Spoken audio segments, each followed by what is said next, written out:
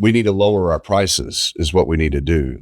And I would rather have more customers at lower prices because the customer needs lower prices and they need to be able to distribute more content. And so if we raise our prices, then we're basically not allowing the customer to have more value in what we're doing.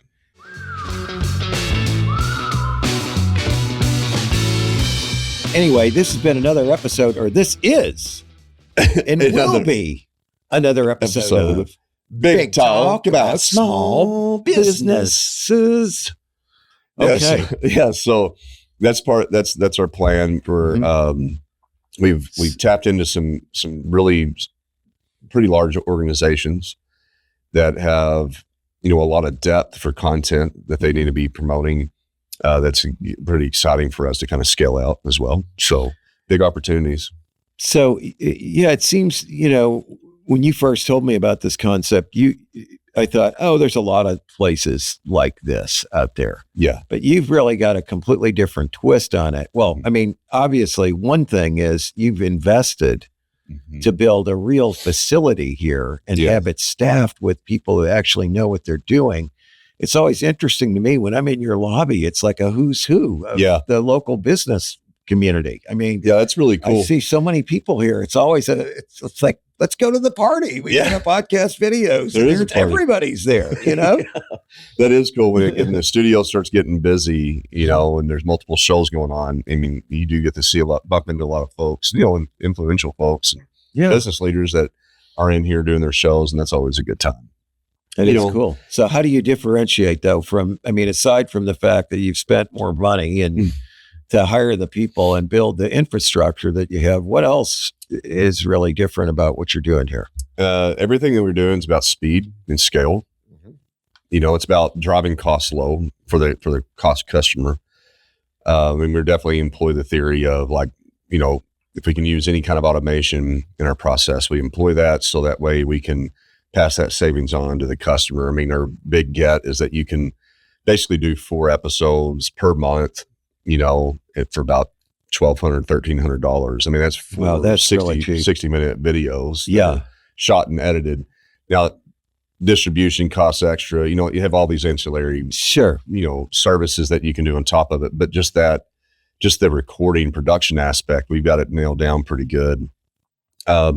Man, I think the biggest value is really, I always say our best client is somebody that's already tried to do it because, even individual influencers and creators, to do the distribution, to cut down the videos, to create the snippets. Oh, you spend a lot of time. It's just an enormous amount of work it's production work that nobody wants to do, Or you have one person helps you and then they flake out. Exactly. Right? People get vulnerable, you're out of business basically. Yeah. And and then not to mention, as soon as you learn or figure something out, especially in the social media front, algorithms change, recommend or requirements change. Yeah. It's a never ending grueling process. So we're constantly, our team is constantly at bat at trying to figure out. You're in there with all these different situations and companies. So you're in it daily and you see what's going on. Oh yeah. 100%. It's gotta be valuable. Just digging in the weeds. You're getting in the clients. It's like being good at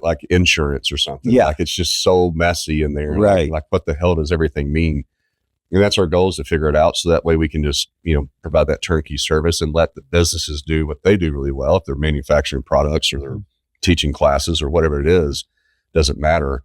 Let us do this ridiculous thing. It's the same, I like to liken it to the same analogy of when, cameras became on people's phones or digital cameras came out. Everybody became a professional photographer just because there was a camera available. Yeah, it's just like when desktop publishing came out, everybody was a graphic designer. Oh yeah, but they weren't. But they weren't. Yeah, they had a tool. But they did. It's like I give you a rifle, you're automatically not a sharpshooter. Yeah, and so just because you can buy a nice microphone in a camera, I get it. That's the easy part, and then where it's kind of easy, it's assumingly easy, but set up. How you turnkey it, how, it's all about reduction of time, for if you did do your own thing, how do you expedite the time? Because you'd spend an hour and a half getting things ready. It's kind of like, having a trainer at a gym too. Yeah. It's like you'll go to the gym if the trainer's there and it's scheduled. That's fair. You know, so here you've got the same thing. The company that's scheduled, you got to show up. You're going to go there and you're going to do your thing. Well, and because I that think probably helps a lot. It does because I think that, you know, frequency and repetition is key in any kind of media. You know, like if, you know, back in the day, they would have a weekly newspaper, then they turned into daily. Well, they didn't do daily because it was a good idea. They did it because people wanted more information on a daily basis to stay current. And that's the same thing that if you're doing video shows as a C-level to your team, they want more frequent communication from you. Oh, I'm a big believer in that. You know, from marketing standpoint, it's marketing. critical. I mean, just even like hell, even like not take the human out of the equation, the robots, the algorithms want more frequent content too. Everybody wants new, fresh information. Yeah. We can do that now. It's just, do companies actually see the light in that? That's the gap that we're fighting all the time. So sales in, you know, on the go-to-market, you know, talking about business. I mean, you know, like if you are in a more of an innovative type business, like I think I've deceived myself about 100% of the time since I've been in business that, oh, I see this. This is obvious. Look at this. We can do this. And then you go to clients and they're like, I don't understand even what you're talking about. Amen to that. And then talk to them, then they go out and they buy their own microphones and video cameras, and then they staff somebody, you know, for $10,000, you know, a month trying to do the same thing. And the output's just as slow because everybody gets qualitative about it instead of thinking about that frequency, you know. Oh, man, that's so true. I mean, it's just, I fought that in marketing for the client, the architecture and engineering firms I work with for years. Yeah. We'd rather have one good thing than 10 frequent. I'm like, do you understand anything about marketing? Okay. We want one good quarterly newsletter. I'm like, no, let's divide that up. Yeah. Let's send that stuff out every week. Absolutely. We're going to have a lot more impact. Human beings want the most recent current information. They don't want, you know, I mean, nobody wants to. People don't understand that. Yeah, they don't. We know that. Yeah, we know that, but I mean, they don't get it. No, they don't. I mean, and at the end of the day, like, no, you love that analogy or that cliche. Yeah. What about the beginning of the next step? That too. Yeah, the cliche. You know, to be able to feed the human listener, but also just as importantly in today's time, that algorithm. This fresh, new created content is really big deal. And speaking of, you know, I get asked the question a lot about the AI avatars, AI content, all that type of stuff. I mean, you know, as more content is infused into social or whatever platforms, like people are still going to want to hear from people. And actually, they actually want something that's real. Yeah, they do. Yeah. They want something that's real, and the algorithms want something that's real too. Sure. Like, and so a lot of this, they can tell the slop. difference. Yeah. That goes out there. I mean, you know, AI is smart enough to read AI. You know, I mean, it knows what it's seeing. And so, but our shows that we do, when we put this content out, it's brand new, it's fresh, it's not anywhere else in the cyberspace. Yes. Got new guests, new topics, all this stuff. I mean, we're just basically, the algorithms are falling in love with what we're doing. I love it. And as more slop comes into the equation, we're actually rising up because of it. I mean, look at those. I don't know whether the awards show I saw several months ago on TV, they now have awards for podcasts. You know, when they're giving out awards for various movies and stuff. It's now a new form of media. Oh, it 100% is. Actually, I just read a stat. I mean, I can't quote off the top of my head, but I saw it where podcasting has now superseded radio. Yeah. In the amount of listeners. That's wild, isn't it? Yeah. I mean, it's like, and you get exactly what you want with a podcast. That's the thing. You know, with a radio, like you got to sit there and listen to a lot of stuff you don't want just to get to the little bit that maybe you do. Well, technology and platforms have just allowed, you know, the rifle shooting scenario versus the shotgun of the radio. You know, exactly. It was much more expensive, and you had to be broad, and you had more people, and that was the only source of avenue or channel to get your information, so everybody would come to it. But you know, my big statement has always been, you know, in the past, there's been 100 media outlets with millions of listeners apiece. Now there's 1 million outlets with 100 listeners apiece. Yeah, that's so a really good just getting very way to look at it. Yeah, so it's exciting business. I mean, it's challenging though. I mean, it's like any business. I mean, there's just so much change. You know, you know, I think that like, you know, that plus other businesses that are going on right now, like just the rapid scale of AI, the the continuous, inventions of technology to, the demands that our customers are facing, to the budget constraints. I mean, all that type of stuff. I mean, it's pretty challenging to build a business in this realm. I think only by that, I mean, challenging mentally for the team. Sure. Like the team they have to come in the doors with a desire to learn and grow every single day. Sure. And that's something I think that I've never seen at such an intensity level in my years of business. And how do you encourage that? How do you reward that? How do you, try to prevent the opposit of that drag? Like, I mean, there can't be one person on the team dragging. Sure. There just simply cannot be. And I mean, it requires a lot of the leader to continue to push. Yeah. And you can't let the bureaucrats take over as you get larger. Mm-hmm. And you bring in, quote, professionals to handle various aspects of the business, because they can bureaucratize it so fast. They can. It kills it.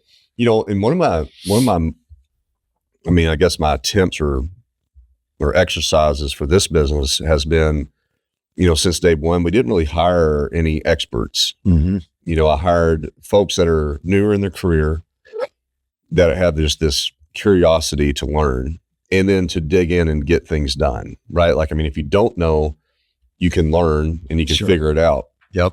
And I'm only saying that like from the standpoint of we're at a position now as the company's growing, to bring on a little bit more senior experienced business type people that have a little bit more foresight maybe, or they can see a little bit further down the road, and how do you start building those things?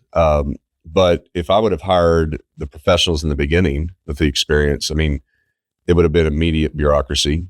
Yep. There would have been, nobody would want to actually get their hands dirty. Mm-hmm. That's the hardest thing to do, because they're all used to having other people working for them. And you can't do that in a startup innovative business. I mean, just like I have to get my hands dirty. You got to do. I got to be a do. doer. I mean, the advent of AI, like, I mean, it's forced me to, I mean, like I have to use it. I have to be a practitioner. I have to understand, what the hell Gemini Enterprise is. And then I have to understand what Pro is. Not, I mean, it's just this, and then how to structure those things so that everybody can get access. I mean, it's a crazy.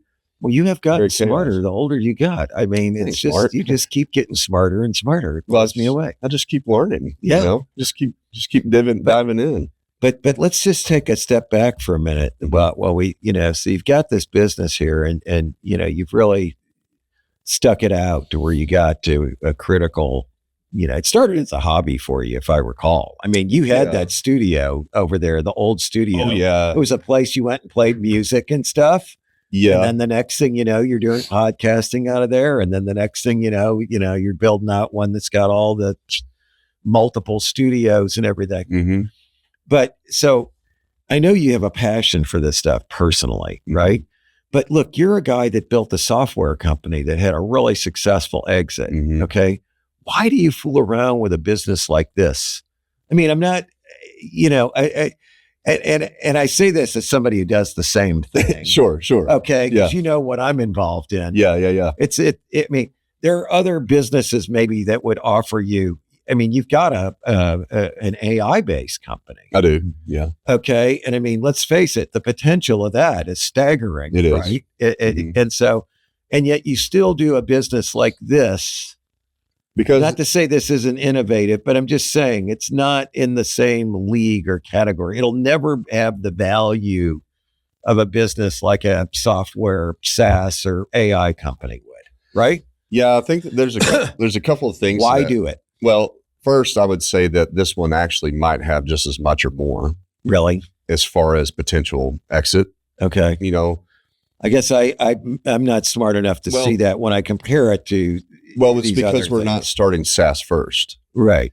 Like this business has so many broken pieces to, like, not our business, the industry or the genre. Yeah, the genre of what the hell we're dealing with has a million broken pieces. And so to try to go fix something in SaaS, like it's going to really isolate you, narrow you down to, to something so definely niche that, Like that's very vulnerable in my opinion, because a Google or YouTube or somebody could just completely bust that niche. Well, that's true. Yeah. It's much more, I get that. It's much more vulnerable to a change in but if environment. And then if you started with a really broad-based SaaS that can do everything that we're doing here today under a SaaS platform or agentic flow or whatever, like I think that's extremely expensive. Like, you can't market it because the whole world could buy it. That's 100%. And you need a few $1 billion, honestly, to try to build something like that. And then I think also that there's just so much undiscovered territory as to what the real problems are. And I feel like that's the other part. If I was to start this company out brand new, saying, hey, well, let's be like what we did with AdFury. If I was to say we're going to build an agentic flow with the software as a service, and that's our plan, like it would have been really risky because there's so many unknown nooks and crannies of problems that you couldn't solve them technologically. And so you'd end up having this SaaS that depended on a very big human-based scale that would have been a paradox to that entire model. And so done business, but your SaaS business, it was aimed at a very specific problem. Yeah. So the other company, it is, right? But this one, the decision to go service-based first, we've talked about this, like it has cost money, but it's been in human capital, right? That's where the investment is primarily. And we invest in the people and like I said, getting hands on keyboard and digging into these wormholes of hell that nobody else wants to mess with. And nobody's done it from a process mindset to go, okay. Yeah. Just make it scalable. Yeah, exactly. You got millions of influencers out there that have figured out certain things about certain channels, but none of them are sharing their information. It's Joe's Burgers versus McDonald's. You're trying to be McDonald's. Yes, exactly. Yeah. And so, but to start out with service-based, and the reason why I think there's a scalable exit approach is because now that we've figured out the service-based, we already have started doing agentic flows against some of our back-end process of where you can actually do it. And where there's not a solution for it. And so we can build our own AI flows to automate these little pieces. But if you looked at 100 boxes in the process. Well, you're perfecting your system first. Yes, that's what exactly. You're saying. You're testing and perfecting. Perfecting, figuring out. And then we do have SaaS plans. There's some things that we're going to be doing to continue to automate and make our business more efficient, but at the same time, it can be resellable in a SaaS format, but that could happen in a year or two down the road when they become actually available. So I do see down the road that you might see more of a hybrid business where it's, half of it is SaaS and tech led. The other half is still very service business. And that actually kind of butts into, I've done that before with White Spider. We started very, very much service and we started automating the processes that were fatiguing us that we could actually automate. So, and then also there's the whole media component to this that has a lot of tentacles to it. It's just extremely complicated business, but there's a lot of room to grow. A lot of room to grow with that. Now, AdFury.ai, which is the SaaS company you're talking about that I got with my partner JS, that one is a very defined niche. Like it's it's within a retail media network in the retail world that's outside of the big mass advertising spaces, so it's very defined already. So the world's gotten smaller. Right. And then even in that world, we gotten really tight on just the creative supply chain or the content supply chain aspect of how you create the creative for the advertising. So we're not there's plenty of players doing, campaign management, automation, using AI, doing sponsored search and all these different things, but nobody wants to piss around with the creative because, and so what they do is they don't use creative a lot of times, or the creative advertising spaces down here where the automated, budgets are up here. And our job is to take all that filthy production work that no one wants to do, including the creative designers themselves. Nobody wants to sit around and redraw boxes, and reformat ad sizes. I'm really skeptical of the quote creatives. Okay. I hate to say that, but I find a lot of them, I don't think are that creative. And B, they're so inconsistent in their output and productivity that I'm just skeptical, I guess. I've got limited experience dealing with them. I know you've got a lot more than I do, but I've been involved in a million different companies where we hire outside creative talent. Yeah. And so many times they're just such a letdown. Many, It's kind of like PR firms. It's the same thing there, where they just stroke you. They got lots of word salad, but in the end, it's not that good. Man, I think that that exists across any line, honestly. I do. But I'd say in the creative space, a lot of time, my experience on just the agency side is a lot of times the agent, like I'm talking small shops, are founded by creatives that are very creative, but then they get into business and they don't understand the amount of time and operational they're horrible organization people. Yeah, exactly. that requires. And so therefore they spend, more, just as much time in QuickBooks and pissing around with legal entities and dealing with that scopes of work and all that. Yeah. Then they have to lose their creative, flow. They lose that creative lock in. So maybe they do better if they're in a bigger company where all that's taken care of. A lot of times, but then you get those creatives that I think that when you get into bigger companies, I have experienced or seen that there's a lot of resistance in evolution. I think that in today's time with AI, there's a lot of threat, and so the resistance on AI. Resistance to use it. Because, Oh, absolutely. But I don't. But I do think that there's creatives that are embracing it and that do evolve that are actually the best. Right. They're using the tool for what it's supposed to be. 100%, and it can. Those folks are going to really. They're going to be. They're going to be really successful.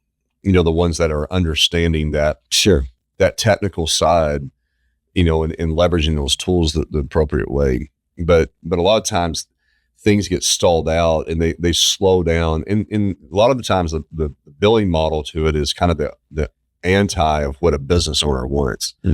Business owner wants, frequency, continuous, consistency. Yeah. Getting that word out and message out. And a lot of times creatives, want to spend more time than what maybe is needed in something. And get paid for it. Yeah. Because it's built on an hourly basis. So therefore the agency doesn't want to. It's the same thing as architecture and engineering. Yeah. I mean, it's like when CAD came around. Yeah. I was in the business 40 plus years ago, and it was like, we can use CAD, but then we have less drafting hours to sell. Yeah. How is that good for us? Yeah. I mean, it's like, well, maybe it's going to make you more competitive, which then allows you to do other stuff that maybe is higher value, but so many people resisted and fought it and kicked tooth and nail. They just thought all they saw was it's going to reduce their hours they can bill. And then very few companies will like, you have a kind exactly of you can't fight it, right? You have to go with the changes and with the customer. It's always about what the customer's value is. It's never about the business's value. Yeah, the customer just wants the output, right? Yeah. They want the product. Yeah, and they don't care what went into it. Just like I get pressure for, hey, we need to have a higher profit margin in the business, at times. And I'm just like, no, man, we need to lower our prices is what we need to do. And I would rather have more customers at lower prices because the customer needs lower prices and they need to be able to distribute more content. And so if we raise our prices, then we're basically not allowing the customer to have more value in what we're doing. Right there, to me, is like one of the key departures between an entrepreneurial thinker and a small business owner. They think about the profitability and what they can extract, and they forget all the benefits of the growth, right? The growth, having more clients, having more experiences that you're learning from that'll advance, having more expertise that you couldn't have if you were smaller. Well, but they just think short-term profit. Well, you said a key word about the experiences, right? That's why you want more volume of clients. Yeah. That's why you want a greater diversity. Right. Like if you don't have that you're not really surfing or navigating, trying to find that really good, current of a specific industry or a type of job title or whatever your audience is. Yeah. Your goal is to find a really great target audience that is consistently buying what you have because there's value that you're giving to them. They see it and they know it and they need it. Yeah. And you're able to do that really well and do it better than anybody else. And that's how you lock into, that's where your moat is formed. That's why you got to cast a lot of hooks in the water. You do, man. Right. I mean, you do. And they all teach you a little something. Sure. And it's just like anything. Like if you're going to be a great, freaking NBA basketball player, you better be freaking dribbling the ball and trying a whole bunch of different things. You can't just sit there and shoot free throws because you want to be a good free throw shooter. Yeah. No, you may not be a good free throw shooter, or there might be 100 of them that are just as good as you. Yeah. So you better learn how to dunk and shoot 3-pointers and get rebounds, right? Well, Try it all.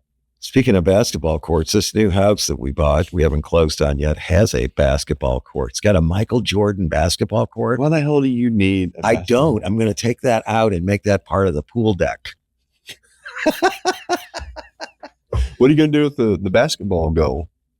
I'm going to leave it there probably. Oh, okay. You're just going to... it's got all that decking on there that makes it, that's expensive. Oh, wow. It's got a wood floor? No, it's got some kind of like rubber pad things on it. Okay. This was owned by a basketball coach. So it's good stuff. Maybe I can find somebody on Facebook Marketplace and buy all that. But I'm not going to be shooting baskets out there. Yeah, maybe you could. But no, that's very interesting. So you've got these two different entities out there. Do you find that it's difficult? And I know you got other things you're involved in too, both for-profit and nonprofit business entities. Do you find it's hard for you to decide where to put your time? Yeah, it's an hour by hour freaking issue. It's a continuous problem that I'm always thinking that might be a solution to it. I don't know. Maybe it's just the reality of the world. But I mean, I try to reserve Mondays for podcast videos, Tuesdays for Ad Fury, meaning that I'm at those locations on those days working with the teams and having team meetings and getting up to date. But, the rest of the time, the rest of the weeks, hour by hour, one's popping in, one's popping out. I'm getting calls, texts, emails from one or the other. And there's just a lot of variety going on. And then the worst part about it is that there's things that I need hours to work on myself, because I think that a lot of folks have the lack of confidence to make decisions and go forward with stuff, versus what maybe I do. And I don't think it's anything about intelligence. I just think it has a lot to do with like the mentality of a small business or an entrepreneur, to where there's a level of non-perfection that I'm okay with. You know what I'm saying? Oh, yeah. And you can always say, I need more information. You totally can. So you just keep going to one expert after another. They give you different inputs. Which one do you listen to? So you become paralyzed. They do. Yeah. And then they don't want to get in trouble. They don't want to fail. They don't want to be let go. Sure. Whereas I think that we have this thing like, well, hell, man, like it's the only thing we can do. So let's go. I've survived this far. Yeah. You got to pull the trigger, you got to take an action. You got to get to market. And, and so that becomes kind of challenging, because I think there's and the thing about it that drives me a little crazy is the kind of work that I love to do. I did spend 3 hours on Sunday diving deep into a world that I have experience in, that nobody else was going to take the charge on. For whatever reason, nobody could create a good outline and a strategy for this. It is about an event. And then everybody's asking questions and nobody wants to own it. And so it falls back. That's what happens a lot to me. Nobody wants to really own something. Yeah. And so it ends up getting delayed. And I have to. Oh, I get that. Does that happen to you? Oh God. Yeah. It's like an every week, every day thing, like where there's something that I have to own because no one else wants to take ownership. Yeah. And like put a really good foot forward. Right. Like, you want everybody else to do it, but at some point you discover it's not going to happen unless you do it. 100%. Yeah. Yeah. And it's not clear and it's not well thought out. Yeah. Sure. It took me 3 hours And I was using AI the entire time as my basis of research. Mm-hmm. Oh, AI is great for research. But I'm not looking at my hours and contemplating, okay, am I spending 3 hours where I could be doing something else fun, or like, is it worth my time? Mm-hmm. Yeah, I'm not getting paid anything. Yeah. But I'm doing 3 hours because it took 3 hours to get the shit done right. Most of what I do is not getting paid anything. Yeah, no. I'm not getting paid anything to sit here with you. No, I mean, either, bro. We're both free. But I mean, like, I did the 3 hours, and it just became 3 hours but it was done right. It was well articulated. It was clear. It had the value to the customer, which most people forget. It blows my mind how people so quickly get drifted away from what are you really trying to, like, why are you doing what you're doing? Yeah. And it comes down to, is that something the customer is going to be interested in buying? I know. And is it valuable to them? And so I don't know if we have a special knack to just stay locked into that, but like I can, as I'm doing my AI research and I got, freaking 2 hours worth of this information coming through, I'm like, it populates back and I read it. Then I re-prompt it and do things so it gets clearer. And then I'm combating what the robot has said and what research has said and I'm having to twist it back to get back to the kernel of the value, because it forgets and it goes off into this other world. And I'm like, no, this is who we're going after. This is what these people care about, and so get back on track. And so, but anyway, by the end of it, it's something that actually is going to provide value. And it's just simply an outline. It's a direction. Yeah. And anybody under the sun can do that work. Like there's nothing special about what I'm doing. I'm just thinking about the customer and making something done correctly, and that has been thought about a little bit. That's it. But so like you just said, though, I could have been doing something else. I mean, you also like to do physical things. Yeah. Where you see the output immediately, don't you? Sure, yeah. It's so gratifying. It is, yes. I mean, I think that's a big part of the problem with a lot of entrepreneurs and small business owners is that they don't get that gratification from doing physical work. Yeah. And then it somehow it impacts their psyche. Oh, totally. Yeah. Because it's a normal part of being a human. 100%. Is doing something. Yeah. Tangible. See something get completed. Yes. A project get done or something being built. I was working on one of my motorcycles this weekend and making a lot of modifications to it. And I mean, my wife was like having to call me, because we had to go somewhere. And I'm staying out in the garage. If we had to be somewhere leave at 5:30, I mean, I'm out there at 5 to 5. She's telling me you got to come in and take a shower at 5, at 5:05, at 5:08, at 5:10. Okay. And I don't want to leave it. Yeah. All right. And during that time, I completely block everything else out. Yeah. And then when I figure out how to do what I'm doing, it's so gratifying. I'm like, God, why don't I do this more? When I was a kid, I would focus in on things like that. And it's just such a great feeling. Ready to level up your show? At podcastvideos.com, we offer industry-leading recording and expert marketing to help your show reach more listeners. From creation to distribution, we've got you covered. Visit podcastvideos.com and elevate your podcast today. Well, I think that what, that kind of comes back into, balance or whatever we want to call it, but we call it integration. But, the biggest release is when you don't think about all the other things that are going on in the business, right? Yeah, like that's you right. have to have that. That's the separation. That's what's so hard, though. It is, but I think that the reason, the way to really force your way into that is to be doing something that has to require your focus and attention, just like what you're talking about. Mm-hmm. I used to love that. That's what I love about mountain biking. As I get on a mountain bike, and it wasn't. You can't be looking at your phone. Hell no, dude. You can't be thinking about anything else. You're going to smack the tree. Yeah, exactly. Yeah, and so there's some danger to it, right? Same thing with if I'm on that excavator trying to build a new little trail or road or something, I'm like sitting on the edge of a freaking hillside. I'm like, okay, bro, where's the track at? As I'm backing up. That happened to me the other day. Better not be I was looking at my puckering, man. phone, right? And you better not be thinking about, something else that somebody needs, or that you have a deadline looming. But I think that escape is really valuable, and people need to find what that is for them. It could be a lot of different things. Well, I think too, when you do that, sometimes you do make those creative breakthroughs. 100%.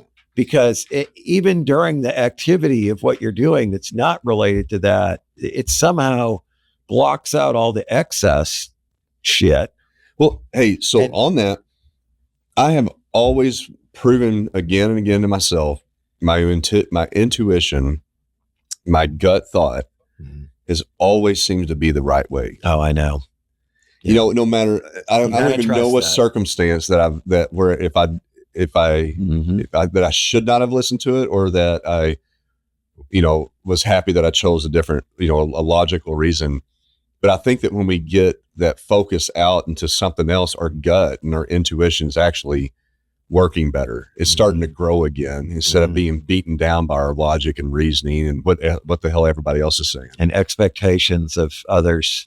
Yeah, and like a good example that I had that's been time proven in every circumstance is I know that this person is not doing a really great job. They're not progressing the company.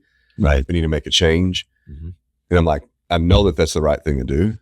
But then my emotions come in. Oh man, but they're so nice. I know. Oh yeah. And you don't. But I don't. You rationalize. You start rationalizing. Yeah, you get emotional about it. Well, what's Jimmy going to think about me letting her go? Yeah. What's right. Sarah going to think about letting him go? It's and so you start allowing all these other things to compile against it. But the whole time, the right decision, and the longer you elongate that decision, the worse and worse and worse it gets, and the more complex it gets. Well, I don't know about you up working with software developers and all, but I can tell you working with architects and engineers, particularly engineers, is anytime you want to follow your intuition or just do things, they see that as unprofessional, or you're a hip shooter, or you don't know what you're doing. We know how to do it right. You don't know how to do it right. But they can't get it. In some cases, they can't get things done. Yeah. I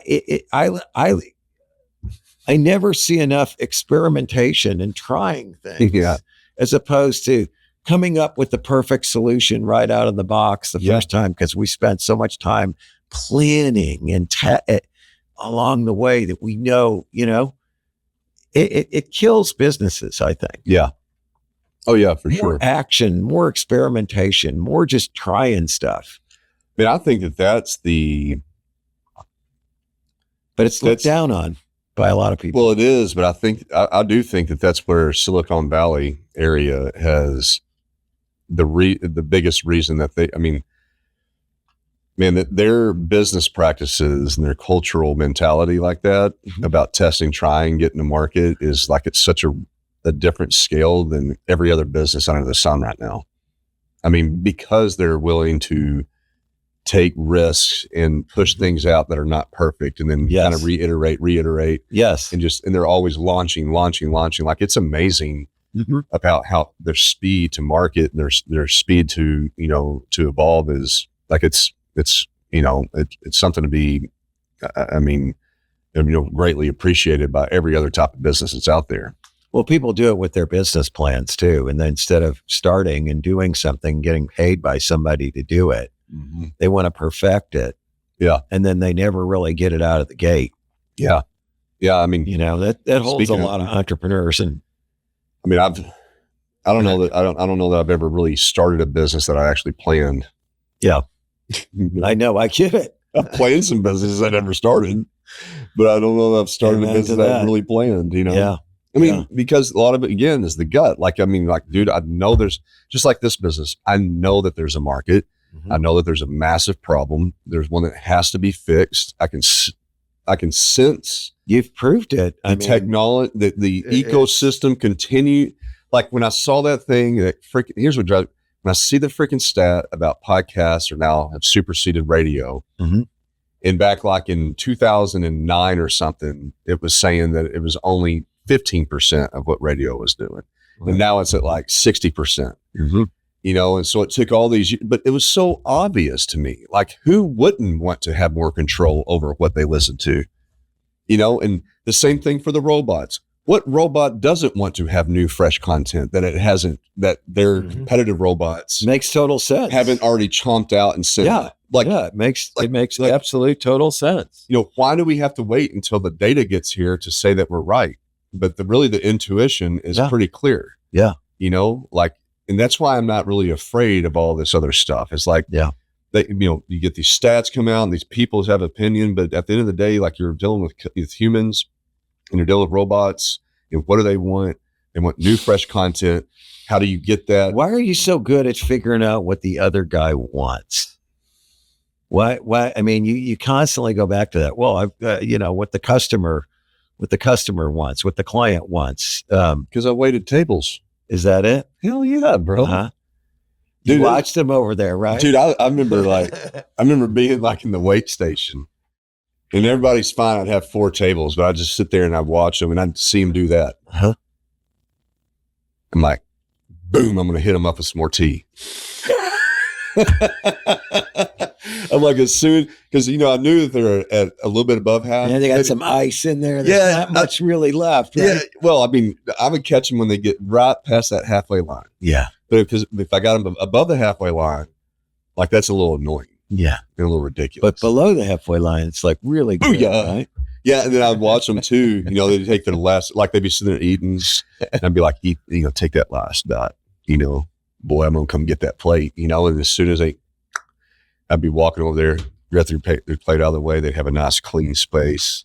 I mean, so you just observed and predicted, you know, and was just trying to be at the right place at the right time, doing the right thing, you know?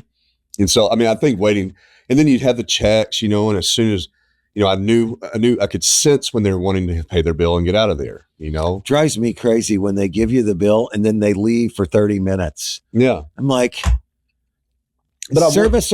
Then I get the bill and then they're gone. I can't pay them. I wanted people to like have the bet. Like, again, I would recognize they might spend $30 or $50 on that meal. You know, like that stuff's not like that's expensive, you know? But I mean, I wanted them just to have this great experience and I wanted to be part of that, you know, and I wanted recognition as well. I wanted them to leave and tell the manager, hey man, that server is ridiculously good. Like the best one, you know, I mean, it's kind of competitive, I guess, in a way, you know? Sure. But a lot of it's from waiting tables, man. Yeah. Well, whatever it is, it got you unusually tuned in. Yeah. You know, because I don't think a lot of business owners are that good at that. I think a lot of people, you know, they do well if they aim a business at people like themselves. All right. That is one strategy that I think is a good strategy because you understand you and you understand what your needs are. And there's probably other people like you. Yeah. So if you design your business around you know, you're probably going to find a certain market. Now, not all businesses can be done like that, obviously. Right. Yeah. And then it takes a better, maybe a higher level of skill to be able to really understand what clients and customers want. Yeah. Because you're not always the client or customer. No, not at all. I mean, especially even back at White Spider. I mean, I never worked at Walmart or a retailer. Right. And I never worked for a supplier as a brand. But yet I service both of them. That's why when you first told me you were going to go after consumer products, I'm like, what do you want to do that? The hell are you doing? Don't know anything about that. You're an idiot. Boy, was that ever bad advice. But you can see their pain points. Like, sure. I think it's an easy thing to visualize. Like they have a lot of problems.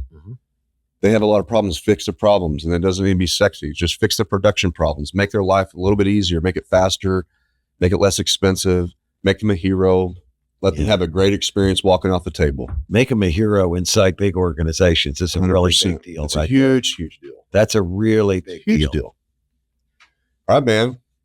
I think we blew past the time. It's been fun talking, though. And I've learned a lot. And I always do when I talk with you. Well, thanks, Mark. I appreciate that. And this has been another fantastic episode of that Big Talk About Small Business.com.